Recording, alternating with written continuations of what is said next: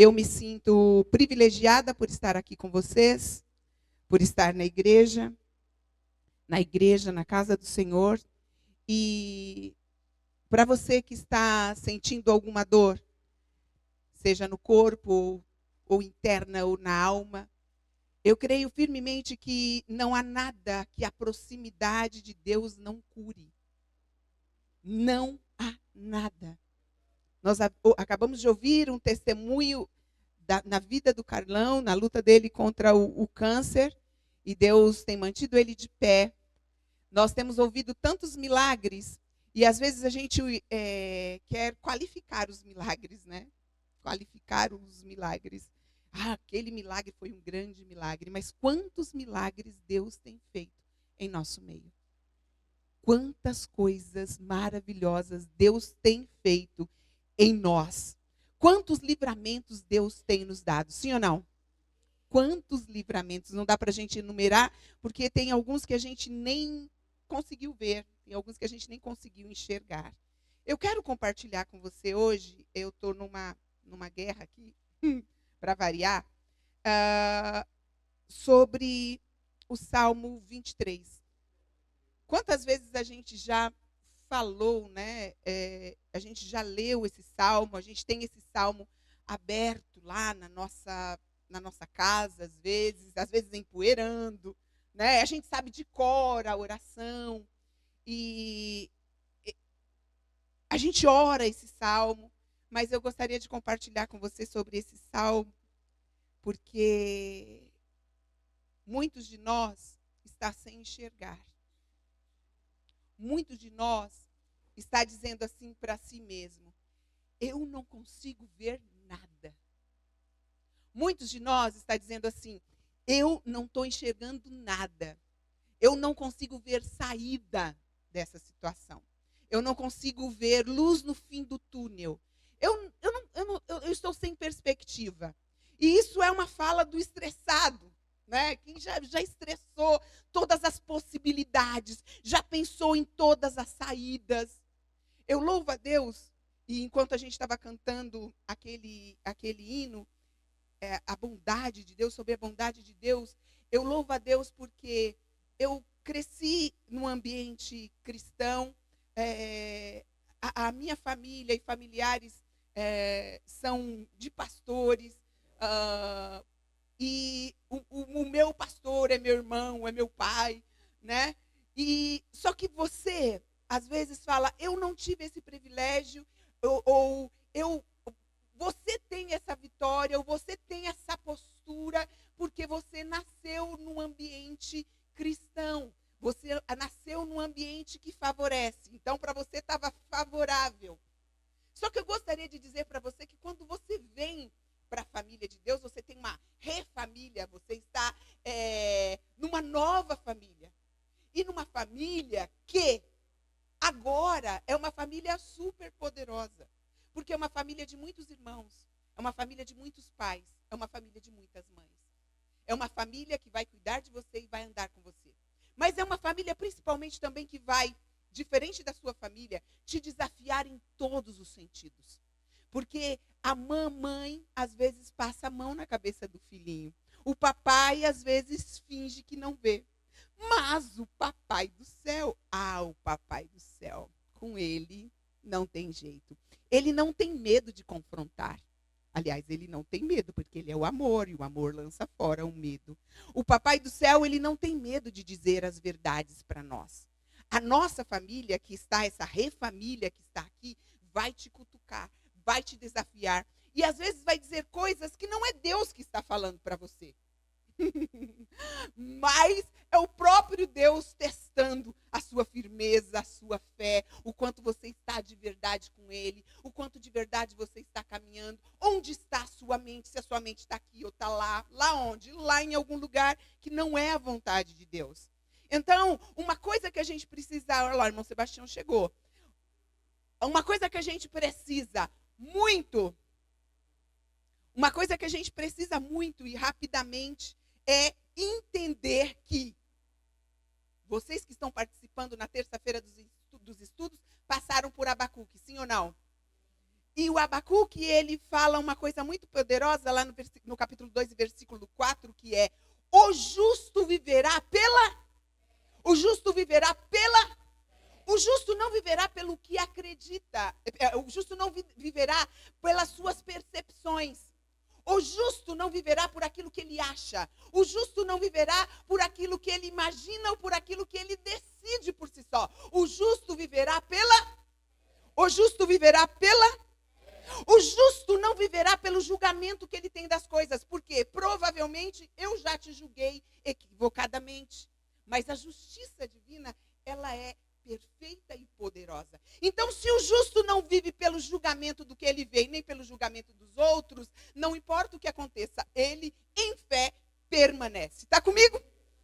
Ele, em fé, continuará a caminhada. Não será pelo que vê. O justo não caminhará pelo que vê. Eu estou vendo perspectiva, eu estou vendo saída, eu estou vendo que pode ser que eu melhore de vida, pode ser que a minha família... Eu estou vendo, porque eu já vi mudança. O justo, mesmo que ele não vê 1 milímetro de mudança, ele sabe que se Deus disse que vai chover, vai chover. Não construa a arca, não faça suas tendas neste lugar. O justo disse, Deus disse, e se Deus disse, ele vai cumprir. Ah, mas eu saí do lugar onde Deus disse que era para eu estar, ou do lugar onde Deus disse que era para eu cumprir. Você está aqui? Então é aqui que Deus vai fazer você cumprir o seu ministério. Está comigo? Não se engane, Deus não te trouxe aqui à toa. Deus não te colocou nessa família à toa. Não foi por acaso, não foi porque alguém te convidou, não foi porque você gostou de mim e eu sou linda. Tudo bem, ok. Não foi isso. Não é isso. Autoestima, irmão. Quem ganha de autoestima de mim é só Ana Clara. Que a Ana Clara, a autoestima dela é lá no topo, é bem do alto mesmo. Então, o justo não vai viver pelas circunstâncias. Ah, a circunstância está ruim, o trabalho está ruim, o negócio está feio. Ah, meu Deus do céu, a coisa está feia, eu estou vendo que está feio. O justo não vive pela circunstância, o justo vive pela fé. Agora estão dizendo assim que a oração do Pai Nosso está errada, porque o Pai Nosso, o patriarcado, gente, eu não sei mais o que a gente vai fazer nesse mundo. Porque agora o Pai Nosso, o que vai virar? Não sei mais o que o Pai Nosso vai virar. E pior, um líder religioso disse isso. Por causa do patriarcado que Jesus disse isso. Gente, onde nós vamos parar? Não importa o que dizem, o que falam. Eu sei que o Pai é nosso, o Pai é meu. Eu tenho fé que Ele vai vir voltar e vai voltar para me buscar. Então o justo precisa compreender, e você e eu precisamos partir do pressuposto que a gente vive por fé. Se Deus falou, tá falado. Mas às vezes a gente vai achar que Deus não falou. Às vezes a gente vai achar que é coisa da nossa cabeça. E é por isso que você é desafiado toda terça-feira a vir aqui. Porque às vezes você vai dizer coisa que Deus falou e Deus não falou. Mas a palavra vai te esclarecer. Está comigo? Deixa eu dizer uma coisa para você. Arlete, mas eu estou com... A minha emoção está complicada. Eu estou passando por vários desafios e as minhas emoções estão com um turbilhão. Estou com um turbilhão de dúvida ou a ansiedade. Deixa eu dizer para você, toda emoção, Deus te fez com emoção, mas toda emoção é um convite para a oração. Está comigo? Está comigo? Mais ou menos, porque eu não te vejo na terça, nem online, nem presencial. Se você tem a sua justificativa, glória a Deus, aleluia. Se não tem, vem conosco, porque a sua emoção precisa ser tratada por quem conhece você mais do que qualquer pessoa. Vamos lá? Deixa eu dizer uma coisa para você. As redes sociais deixam o nosso coração exposto. Como? No sentido de que todo mundo tem acesso a você o tempo todo. Todo mundo tem acesso a você o tempo todo. Todo mundo está te vendo, todo mundo está te questionando, todo mundo está te julgando, todo mundo... Olha só, Deus fez o seu coração, sim ou não? Ele fez o seu coração e Ele guardou o teu coração. Tem uma caixa torácica aqui, ó. Antes de chegar no seu coração, tem uma caixa torácica para proteger o seu coração. Os que passaram por cirurgia estão dizendo, tem ou se tem. E Deus fez uma cobertura exterior, sim ou não? Sim ou não? Essa proteção externa fala do nosso cuidado com o corpo, com o nosso corpo. Então, eu tenho que saber que se eu comer mal, o meu coração vai sofrer. Mas eu tenho que saber também que se eu colocar coisa ruim para dentro do meu coração, para dentro, o que vai acontecer? O meu coração também vai ficar mal. Deus não protegeu o seu coração à toa. Para de deixar todo mundo acessar o seu coração. Para de deixar todo mundo... não negligencie esse cuidado com o seu coração. E quem pode e deve ter acesso ao seu coração o tempo todo? Quem? Quem? É através de quem? Terça-feira. O justo não vive por diagnóstico. Vou no médico e o médico dá o diagnóstico. Você tem que operar porque tem uns 8 miomas aí. Aí você olha para o médico e diz assim, você é doido, vai abrir a barriga de outro. Eu tenho fé que o bagulho vai embora. Não sei que dia, nem sei que horas. Estou com barriga de grávida, mas estou crendo de que uma hora vai embora. Eu estou com fé. Ela tem medo, irmão. Não tenho medo. Eu não tenho medo. Me perguntaram a semana passada, no grupo de passos que eu estou sendo cuidada, me perguntaram assim, do que você tem medo? E deixou várias horas, vários momentos para a gente responder isso, porque a gente tinha que achar um medo. E aí o primeiro versículo que veio foi, o amor lança fora o medo. Do que eu tenho medo? Eu não tenho medo de avião igual uns os outros. Eu não tenho e fiquei procurando o medo para eu achar o medo. Aí eu falei, gente, todo mundo colocou um medo. Eu tenho que achar um medo aqui. Eu tenho que achar um medo. Todo mundo colocou um medo. Será que eu estou querendo? Eu fiquei me perguntando, será que eu estou querendo me sentir super poderosa? Irmão, mas eu me sinto super poderosa quando eu estou com Deus. Eu vou fazer o quê, gente, se eu me sinto super poderosa? Eu não tenho medo de nada. Eu me sinto incrível. Mulher Maravilha não, porque ela tem um ponto fraco. Eu não tenho ponto fraco, porque eu estou em Deus. Entenda que quando eu digo que eu não tenho ponto fraco, irmão, eu sou ser humano, né? Eu sou frágil, eu sou limitada. Mas quando eu estou em Deus, quando eu estou cheia de fé, irmão, eu ando por lugares altos de verdade. E aí eu falei, do que eu tenho medo? E fiquei procurando meu medo. Senhor, me revela, Pai, pelo amor de Deus, que eu não estou com medo de nada. E aí me veio uma coisa. Eu morro de medo de não fazer aquilo que Deus me chamou para fazer. Eu morro de medo, e não é porque o medo de Deus, porque Deus, se Ele me chamou, eu sou nação eleita, sacerdócio real, tudo aquilo que nós somos e sabemos, Ele vai cuidar de tudo.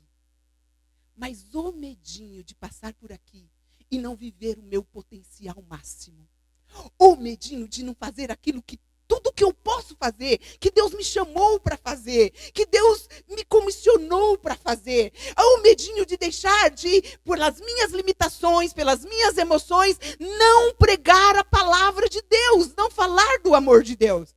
E vou dizer para você, meus irmãos, eu fico muito feliz quando eu estou ministrando aqui, mas eu fico muito feliz quando eu estou ministrando para aquele que não conhece a palavra. Porque ministrar para crente é coisa difícil, porque crente é chato. Crente, ele sabe tudo. Crente, ele te mede, já descobriu que eu estou descalço, já descobriu o tamanho da minha barriga, já achou que eu estou colorida, já achou que eu estou colorida demais, que o meu cabelo não foi penteado, que será? Por que ela não passou um batonzinho que ia ficar melhor? E a palavra vai ficando não sei onde. Ah, é porque ela me conhece que ela está dizendo essas coisas, é porque alguém contou do meu problema. Crente, o povo difícil. Agora, aquele que não conhece o Senhor, ele está doido para conhecer o Senhor. E ele está doido para ouvir de Deus. E deixa eu dizer uma coisa para você. Recupera isso em nome de Jesus. Porque viver pela fé vai fazer você vibrar. O João dizia no começo do culto. Da gente vibrar. Da gente falar com alegria deste Deus. Sabe como que dá para eu falar com alegria desse Deus e viver em alegria? Só estando em contato com Ele. Porque na hora que eu vou para Ele, no momento que eu vou para Ele, as minhas forças são renovadas. Os meus argumentos caem por terra. Eu estou certo, a minha visão é melhor, o que eu penso e eu acho é melhor. Eu sei. A geração do João Pedro, não esse, o meu João Pedro, o meu sobrinho. João, a criança. Criança pode, irmão. Mas você já está grandinho e precisa crescer. O João Pedro, no dia, eu vi ele tocando na vigília, né?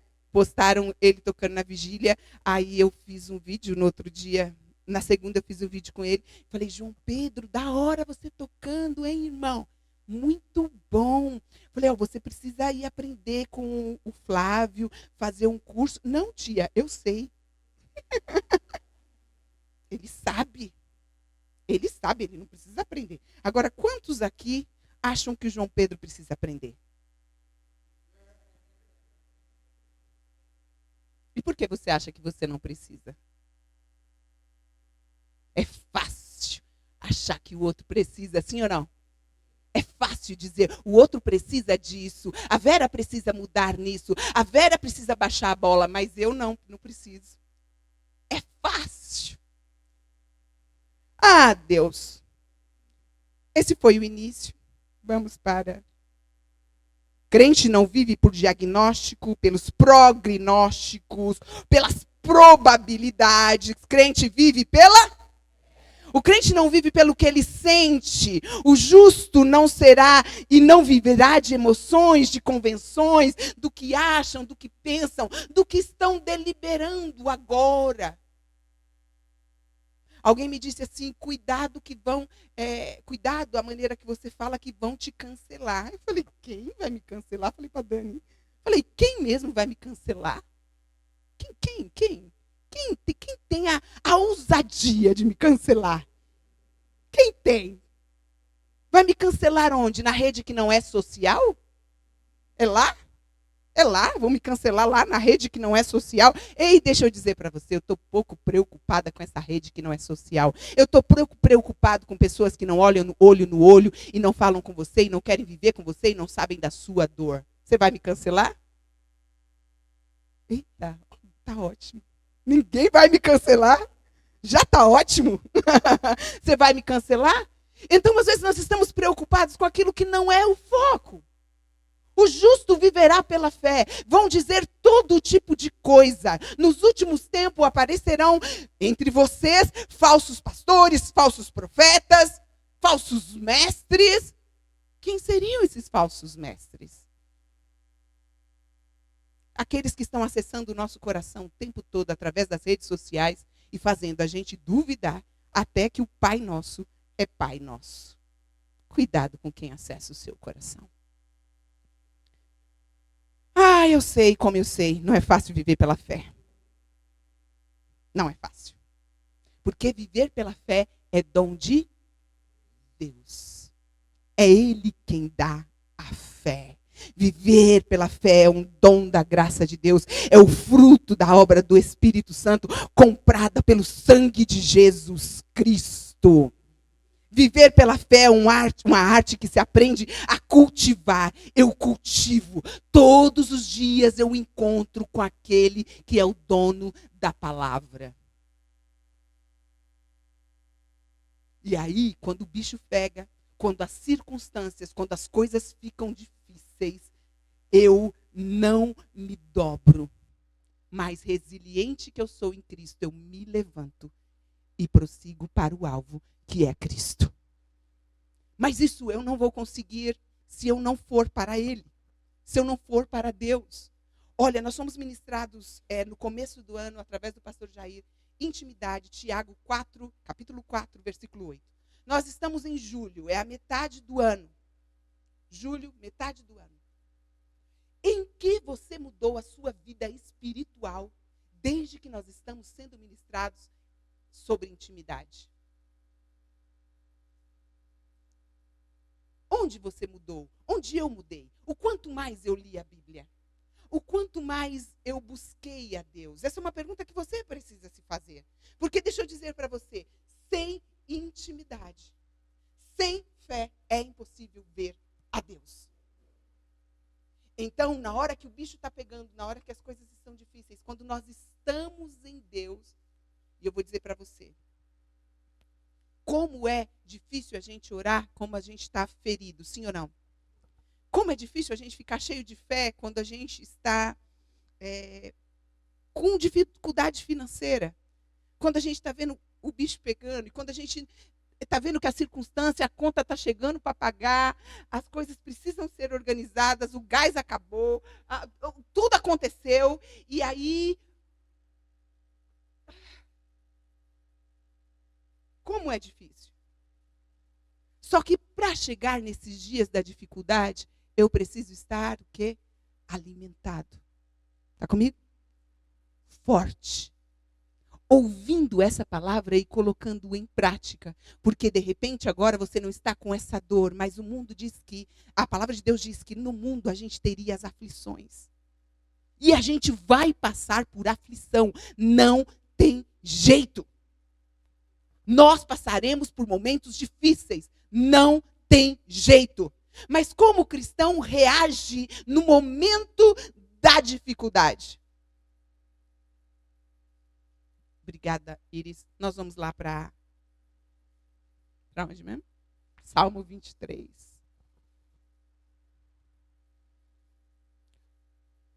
Primeiro João capítulo 5, 4 diz assim que todo aquele que é nascido de Deus vence esse mundo e obtém a fé, obtém a vitória através da fé.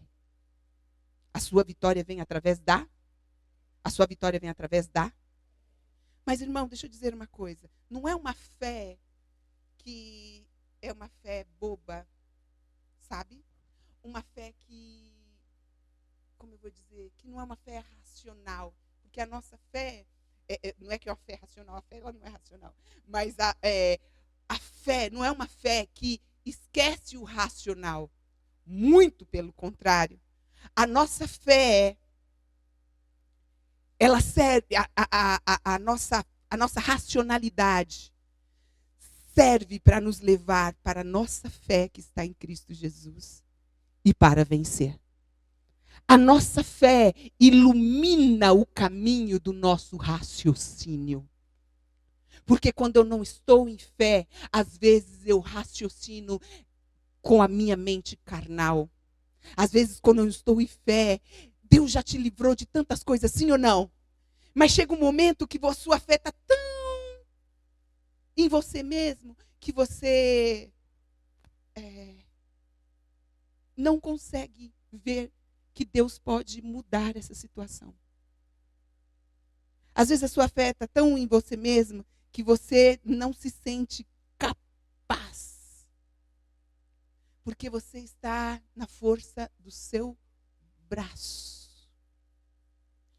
Eis que essa aqui é uma resposta que Deus está dando para Abacuque, não é? Lá no capítulo 2. Sabe por quê? Porque o ímpio, a alma do ímpio está orgulhosa. A alma do ímpio está dizendo, eu consigo sozinho. E você não diz isso.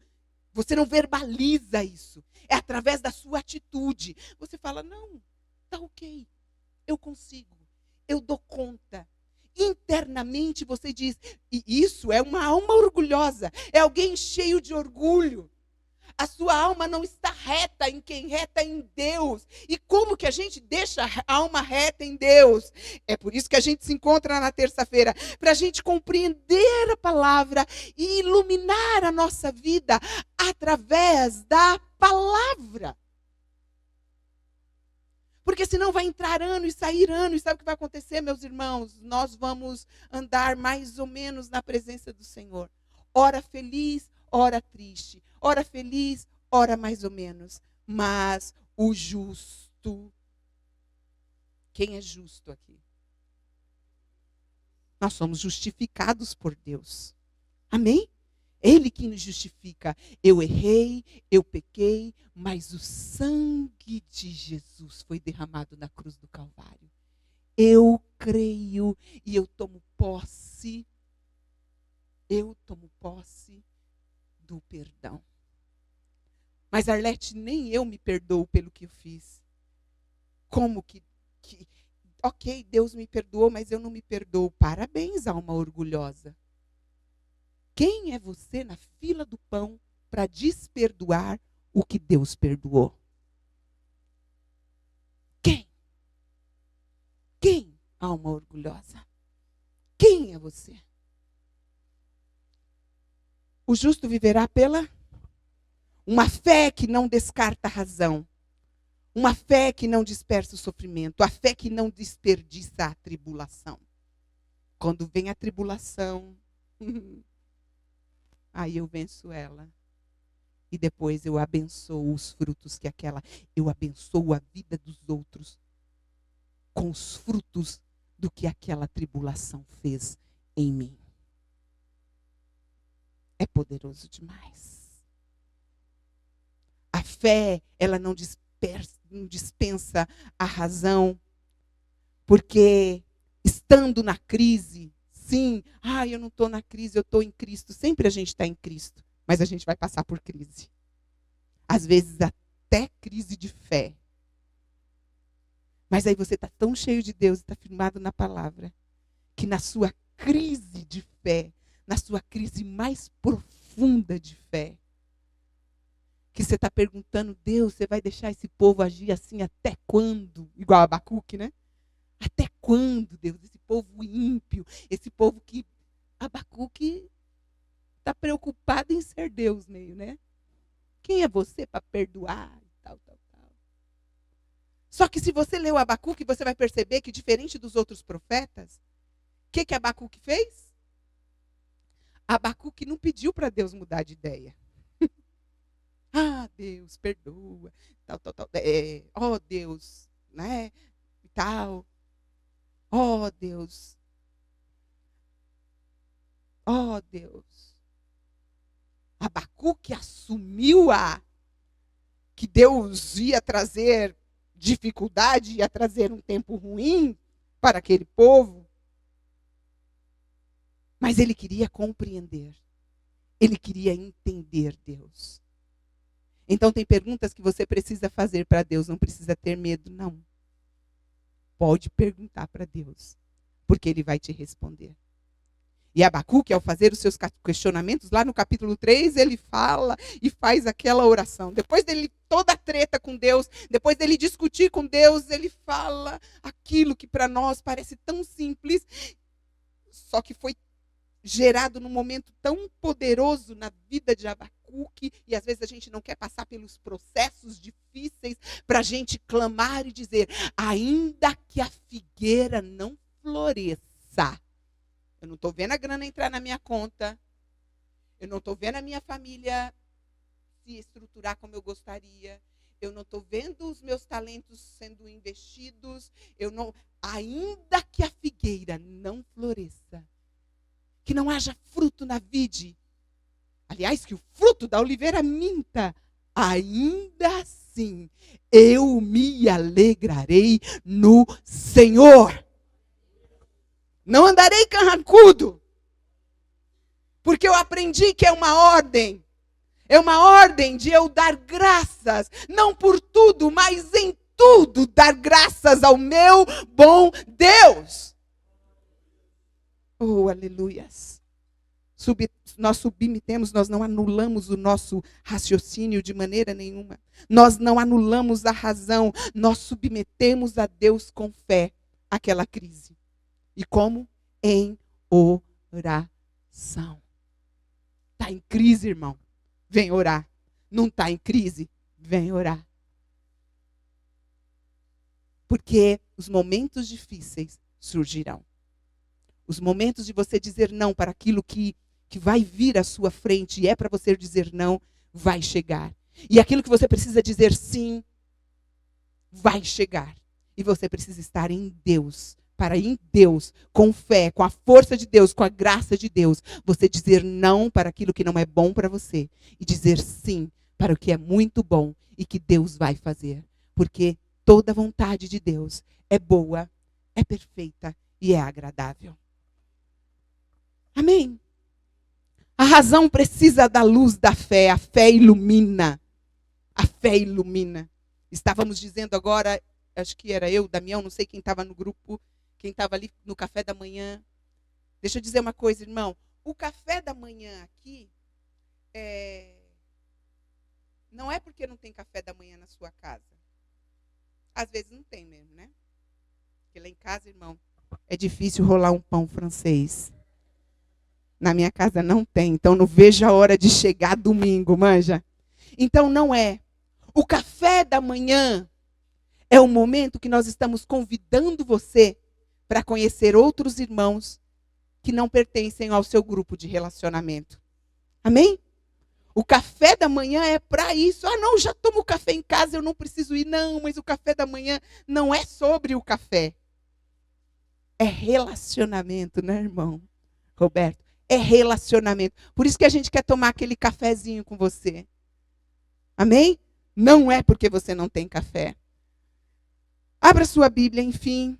10:02, eu tenho até 10:02. Obrigada, David. Amém, glória a Deus, já falou. Vamos embora. E todos foram para a sua casa, João 7:53. Até 10:30, né? É isso? Chato. Te suporto, já te falei, né? Deixa aí. Então vamos lá. Salmo 23. Você está estressado. Você vive dizendo que não consegue ver nada, não consegue ver perspectiva. Você vive dizendo que está sozinho, que está sozinha. Você vive dizendo, ninguém está me entendendo, ninguém entende o que eu estou dizendo. É porque Deus está dizendo para você assim, irmão, deixa eu contar a experiência. Esse xi é um problema para mim. Porque eu fui uma criança rebelde. Eu nasci em rebeldia, né? Você também, não dá risada, não. E aí, quando a gente ia para a igreja, nós éramos a nossa iniciação no evangelho, se pode dizer isso, foi numa igreja evangélica, Assembleia de Deus. Então, o culto, as crianças ficavam todas no culto. Só que as crianças não podiam fazer um barulhinho. Então, minha mãe, cadê ela? Ah, ela está no Jeff. Fazia assim, ó. Ou, eu não vou conseguir fazer. O pastor sabe, faz aqui, faz aqui. O ti dela era forte, a gente não consegue. Esse aí. Aí, eu sentava perto de outra atribuladinha, porque um atribulado, ele sempre encontra outro atribulado para caminhar com ele. Fica a dica. Se junte com o irmão oposto a você. O irmão que ora pra caramba. Se você é reclamão, se junte com aquele que é quietinho.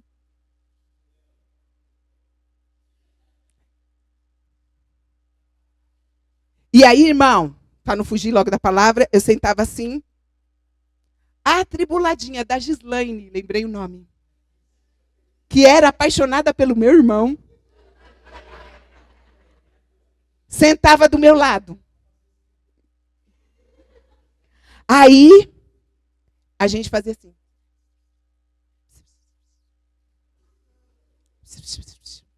Aí minha mãe fazia como? Ou, aí a gente fazia como? Olhava para frente. Chegamos na Dinamarca.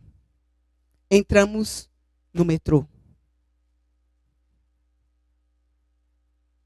A Karina, que fala baixo, como vocês sabem, entrou no metrô, falando com o tio, tal, sentamos. O cara, shhh.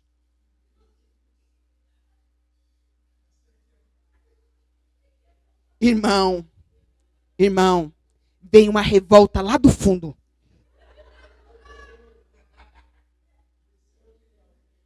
O perialto se instalou em mim.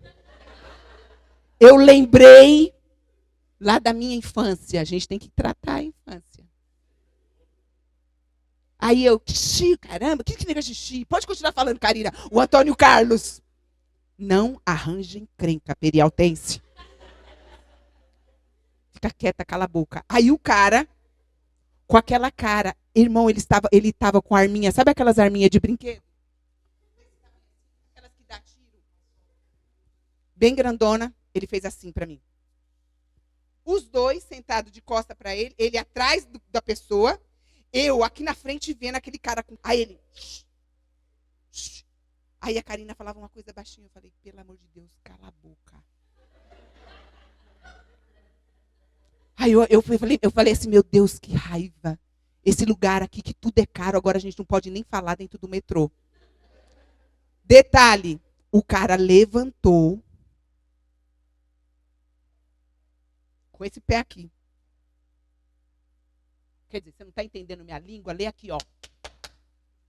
Estava escrito, vagão silencioso, não fazer barulho.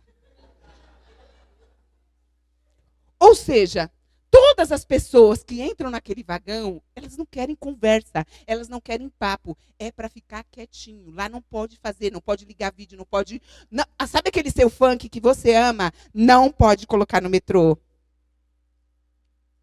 Não parou por aí? Fomos conhecer o McDonald's lá. Chegou o cara, levantou da mesa, porque eu estava mostrando um vídeo para a Karina e fez para a gente. Falei, gente, não pode falar nesse país. O que nós vamos fazer agora? Irmãos, lá, eu não sei, eles teve um problema na vida anterior. E tem vários lugares que o silêncio tem que ser absoluto, não pode. E no McDonald's você pode falar, mas você pode falar bem baixinho. Nós ficamos quietinhos, porque a gente falou, a gente é de outro país, tá aqui, vamos ser deportados. Melhor a gente entrar no ritmo. Ele levantou e foi falar com as adolescentes do outro lado, que estavam mostrando, uma estava mostrando o vídeo para a outra, né? E brincando e tal. Nem estava alto, irmão. Ele levantou e foi lá, falou na língua deles lá para a adolescente ficar quietinha, tal. Eu pensei, essas adolescentes vão se revoltar e vão falar alguma coisa, né? Não, ficaram pianinho. Deixa eu dizer uma coisa para você. Deus disse, tá dito. Está comigo?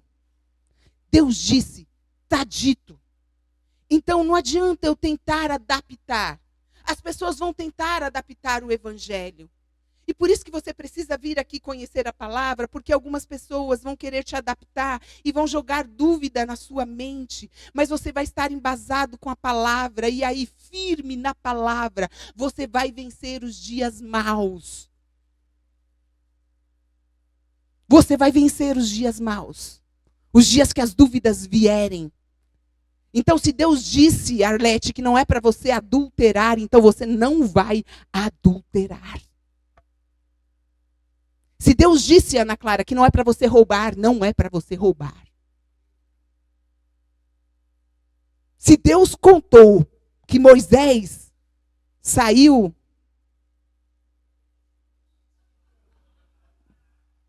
Foi Moisés. Onde está a história? Cadê a Amanda? Onde está a história, Amanda? No Gênesis. Nós precisamos ouvir a voz de Deus. Porque nós podemos cometer erro a todo momento. Sabe por quê? Porque a gente não entende o que Deus falou e já sai fazendo. A gente não entende o que Deus falou e já sai correndo, fazendo heresias. Traz o jumentinho para dentro da igreja e vamos passar a mão no jumentinho. Porque o jumentinho é onde Deus entrou e o jumentinho vai trazer para nós boas energias. Porque nós não conhecemos e erramos. Por quê? Por que Deus diz que nós erramos? Não é porque a gente é ruim. É por falta de conhecimento. É por isso que nós erramos. E Deus entende isso. E por isso que Ele convida. Vem pela palavra. Vem pela palavra. Porque vocês erram. Porque vocês não conhecem. Vocês me conhecem do que os outros falam. Do que os outros digam. Do que eu posso errar. O pastor pode errar. Qualquer pessoa pode errar. Mas Deus não erra. Mas eu vou sair daquela igreja porque aquela igreja está me discriminando e eu quero fazer isso e eu quero fazer aquilo. Vem aqui. Aqui é o lugar para você fazer sim.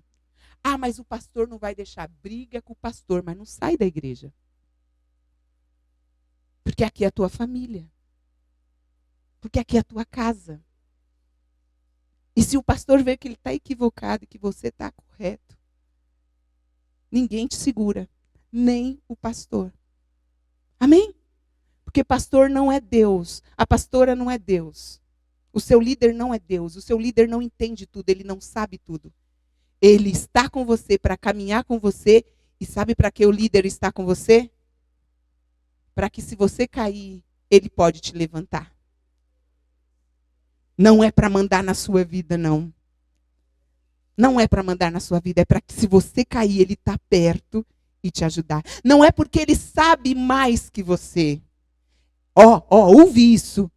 Não é porque o líder sabe mais que você.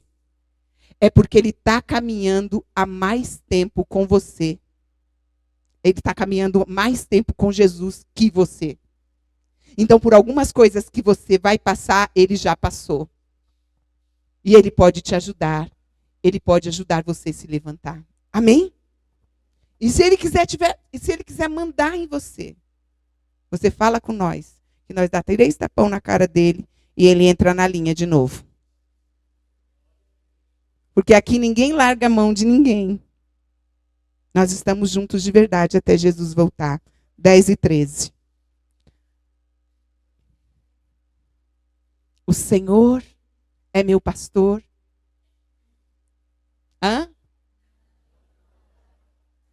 O Senhor é meu pastor, nada me faltará. Próximo. Volta. O Senhor é meu pastor, nada me faltará. Aí a pergunta é, está te faltando alguma coisa? Escreve aí o que está te faltando. Mas seja verdadeiro. Escreve aí o que está te faltando. Alguma coisa. As coisas básicas que o pastor tem que dar para a ovelha. Escreve aí o que está te faltando. Escreve aí. Você escreveu? Escreveu? Deu tempo? Então, se está faltando alguma coisa, o Senhor não é o seu pastor.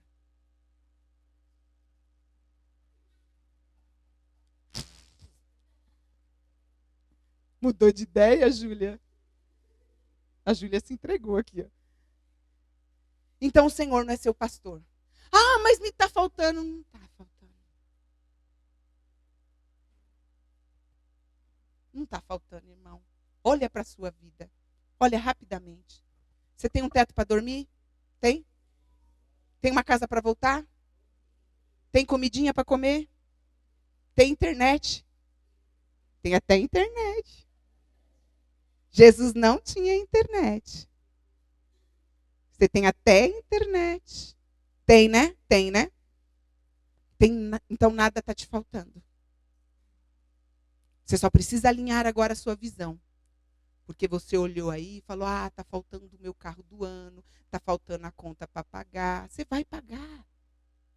De um jeito ou de outro você vai pagar. Porque o banco não vai te deixar em paz. Mas não sofra por isso, não. Porque o justo viverá pela... Você tem fé que o irmão pode abençoar a sua vida? Tem fé? Eu não tenho fé que o irmão pode abençoar a minha vida, não.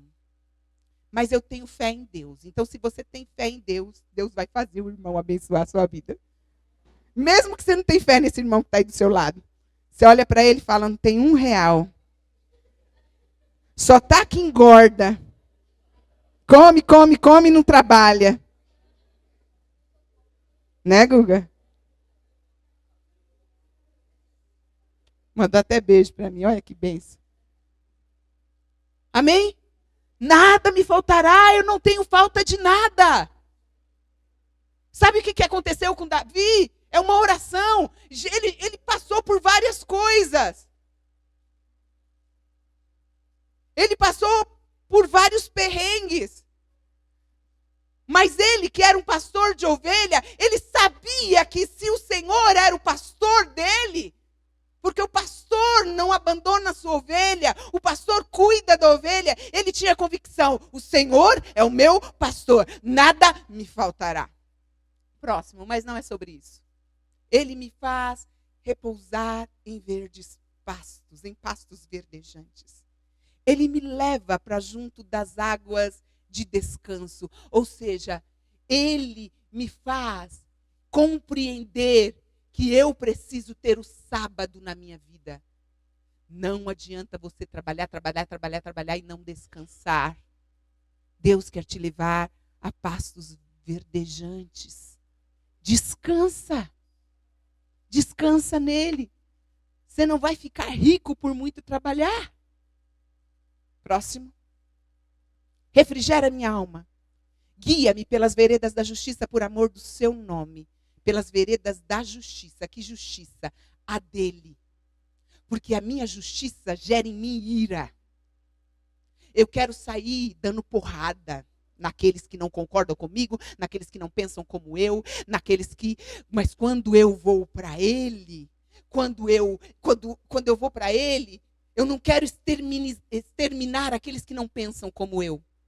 Eu não quero acabar com aqueles que têm um outro pensamento. Eu não quero acabar com aqueles que têm uma fé diferente da minha, que pensam diferente de mim. Eu não quero eliminar essas pessoas. Eu não quero dar um gelo nessas pessoas. Não, eu vou para a justiça de Deus por amor do nome dele. Por amor do nome dele, eu convivo com os diferentes. Aliás, tem gente mais diferente nessa igreja do que nós. Eu fico incrível, porque a gente consegue ver cada um diferente, assim, tão bonitinho. Eu vou em algumas congregações e não estou tirando mérito, não. Em algumas, quando eu vou pregar, eu olho assim, as irmãs tudo igualzinho, assim. É tão bonitinho, é bonito. Né? E assim, as pessoas tão igualzinho o pastor. Quando sobe, até fala igual o pastor, assim, ó. Você fala, é o pastor, é o... Quem que é? Qual? Agora aqui nós somos tão diferentes. E é tão maravilhoso ver essa beleza de Deus. Cada um com o seu jeitinho, cada um com a sua maneira, cada um fala de um jeito, cada um canta de um jeito, cada um louva a Deus de um jeito. Tem uns que louvam a Deus assim que eu fico perguntando para Deus assim, como consegue, né? Assim, eu queria, irmão, porque quando eu vou na igreja dos outros, eu fico assim, ó. A bondade de Deus. Para não escandalizar, né? Mas eu admiro, porque tem gente que louva a Deus assim, quietinho, que louva a Deus assim, que na hora que está aquele hino de pular, o pulinho máximo dele é assim, ó. Mas é ele, é o jeito dele, nós respeitamos. Ele só não pode ficar atribulado com o jeito dos outros louvarem, sim ou não? E nem eu posso ficar incomodado porque o irmão está... O pulinho dele é assim, né? O máximo do pulinho dele. Eu não sei como aguenta, né? Aquele Deus está ali, ó, naquele movimento. Mas cada um é de um jeito. Tá comigo? Cada um é de jeito e nós respeitamos. Vamos lá. Tem nada a ver com justiça. Não sei para onde eu fui. Perdoe-me. Como diz meu pai, quando você está ouvindo uma ministração e você deve aprender isso, você deve usar duas ferramentas principais além do cérebro, né? Duas ferramentas principais, que é a enxada. O que eu faço com a enxada? Ou a pá.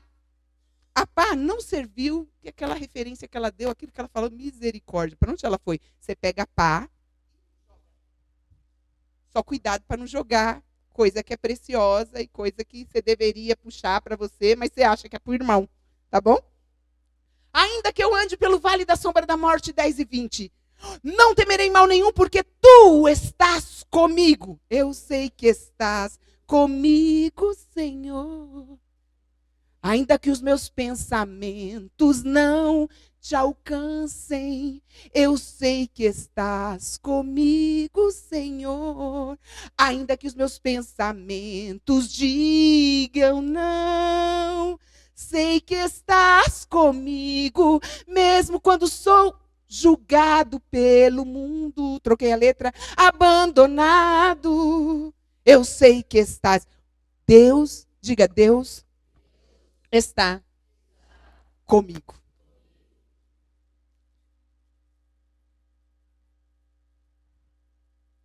Você é velho, então.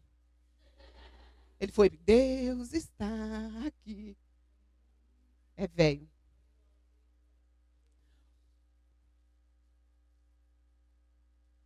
Ainda que eu ande pelo vale da sombra da morte, não temerei mal nenhum, mal nenhum. Mal nenhum, eu não temo mal nenhum. É a minha base para eu não ter medo. Eu não tenho medo nenhum, de mal nenhum. Não tenho medo de mal nenhum. Ai, Arlete, você viu o que aconteceu? Fulana de trás trouxe aquele bolo. Você sabe, né? Que ela é da macumba.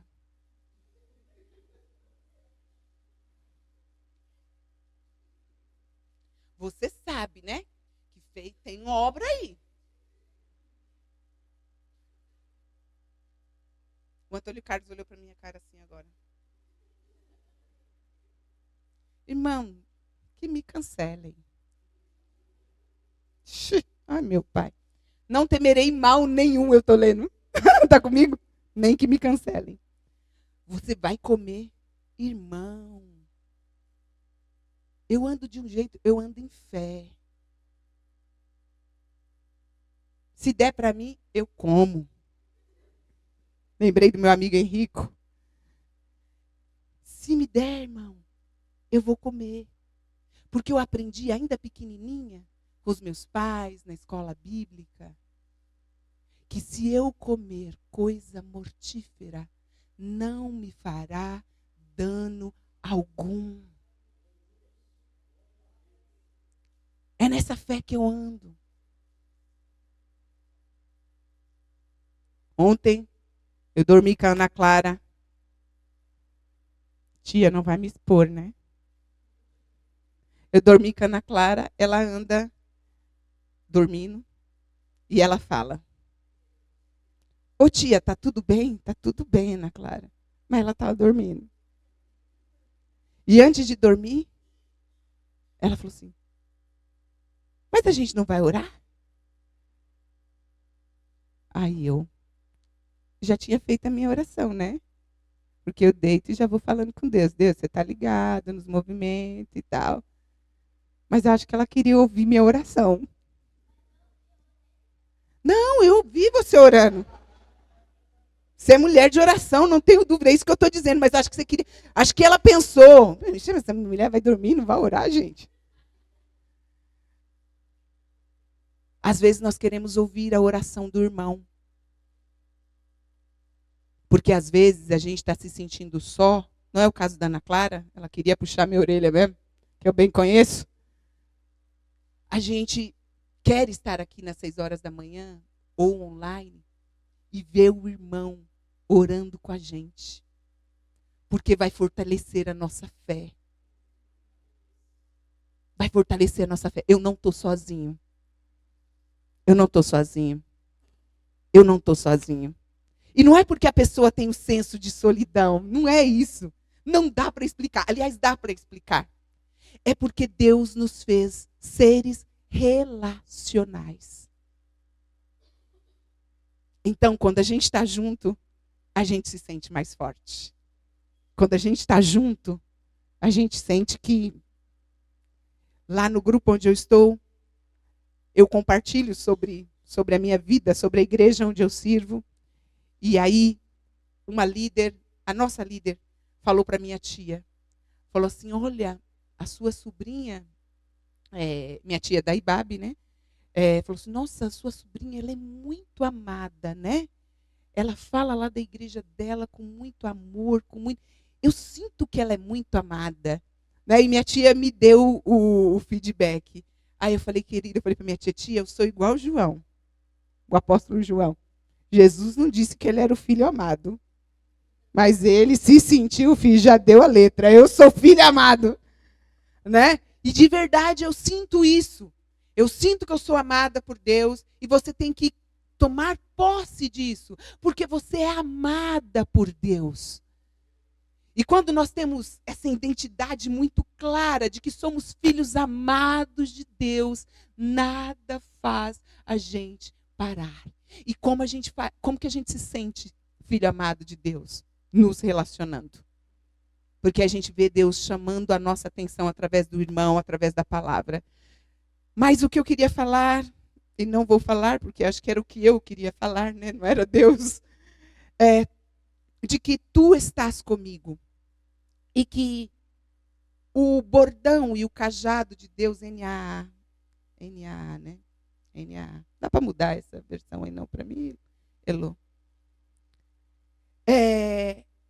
E o cajado dele me consolam. E ainda, que eu ande pelo vale da sombra da morte, o pastor Rick Warren, ele diz que esses vales, eles são vales inevitáveis. Em Israel havia um vale da sombra e morte. Até hoje, na velha estrada que leva a Jerusalém, a Jericó, há um grande precipício que conduz a um abismo profundo onde o sol não entra. O sol não chega. Aquela rota, aquela estrada, era o caminho de muitos pastores que conduziam a sua ovelha e muitas dessas ovelhas se perdiam. E isso provavelmente ocupou a mente de Davi, a ponto dele afirmar que ainda que ele passasse num abismo como esse, numa escuridão como essa, numa dificuldade como aquelas ovelhas passaram, ainda assim, ele não precisava temer, porque o pastor dele era o grande pastor. É um pastor que não perde ovelha. E o Rick Warren, se aprofundando nessa palavra de Davi, nesse texto de Davi, ele disse que os vales são inevitáveis, que os vales são imprevisíveis. Quem nas suas mais loucuras pensa, eu estou me casando, mas eu vou me casar para divorciar? O divórcio é um vale difícil de passar. Né? E às vezes esses são vales que são imprevisíveis. A gente não previu, a gente casou para ser para sempre. Sim ou não? Vales são inevitáveis. Às vezes você saiu, foi, e no meio do caminho você bateu o carro. Não estava no seu controle. Quando você viu, quando eu dirijo desde sempre, não pensando em mim, porque eu dirijo muito bem, brincadeira, mas não pensando em mim. Não pensando em mim, eu sempre dirijo pensando no outro. O que o outro vai fazer de abobrinha? Então eu já olho para frente pensando no que o outro vai fazer. Mas mesmo assim, não é garantia de que nada vai acontecer. Está comigo? Então nós não temos essa garantia. Os vales são inevitáveis, são imprevisíveis, os vales são imparciais. Não é porque eu sou filhinha amada de Deus que não vai acontecer nada comigo, porque eu estou na igreja todo dia, porque eu leio, eu estou na terça-feira, todo estudo bíblico, eu não falto mais por coisa nenhuma, eu estou na oração na quinta-feira, às 6 horas da manhã, vocês podem entrar lá online ou presencial, eu estou lá, eu não falto um domingo. Deus, mas o que está acontecendo? O que aconteceu? Por que aconteceu isso comigo? Se eu sou santa, quase perfeita, os vales são imparciais. Mas uma outra coisa que o pastor Rick Warren fala é que os vales são temporários. Eles não duram para sempre. Então, esse vale que você está passando, essa dificuldade que você está passando, ela é temporária. É só ficar firme até o fim. Amém? Não vai durar para sempre. Arlete, eu estou com dor. Toda dor é por enquanto. Vou parafrasear, esqueci o nome do cantor. Mas toda dor é por enquanto. Está doendo muito, mas vai passar. Porque o pastor de ovelha tem o óleo para pôr sobre a sua ferida e te curar. Quantos de nós entramos aqui nessa igreja, nessa comunidade, com o nosso casamento destruído? Tem outra coisa, não posso esquecer, que o pastor Rick Warren fala também, que os vales, eles são cheios de propósitos. Às vezes, nós estamos passando por certos vales, por certas dificuldades, porque nós mesmos fomos para lá. Às vezes, nós fomos para essa dificuldade, nós caminhamos para essa dificuldade. E mesmo que for assim, não esquece, tem um propósito aí. Minha vida financeira está uma bagunça. Talvez o propósito de Deus é quebrar o seu orgulho e fazer você pedir ajuda. Mas eu peço ajuda. Eu peço quando eu preciso. Mentira. Mentira. Eu tenho vergonha. Eu digo aqui nessa igreja, ninguém fica sem comer, sim ou não? Seu líder já deve ter repetido aí para você, ninguém fica sem comida, ninguém fica sem roupa. Mas certa vez alguém disse assim, olha lá fulano de tal, como que eu vou abordar? Porque eu sei que ela está precisando de ajuda, mas ela não fala. Deixa ela no vale. Porque Deus está quebrando o orgulho dela. Está comigo? Nós precisamos cair em si. Nós precisamos quebrar o orgulho e pedir ajuda. Não vamos. Eu vou pedir ajuda. O que vai adiantar eu pedir ajuda para o pastor Jair? Ele tem um monte de filho, tem uma família, tal. O que vai adiantar eu pedir para ele? Tem a Ana Clara, que é uma gastona. Não. Ela não. Como que eu vou pedir ajuda? Pede para quem você acha que deve pedir, que você tem intimidade. Alguém vai pedir ajuda e vai te ajudar. Mas você precisa pedir ajuda. Está comigo? Está comigo? Então, os vales são cheios de propósitos. Nós cantamos, quebra o meu orgulho, e Deus que vai quebrar o meu orgulho. Não. Você que vai ter que, humilhai-vos a Deus. Não é Deus que vai te humilhar. Humilhai-vos a Deus. Amém?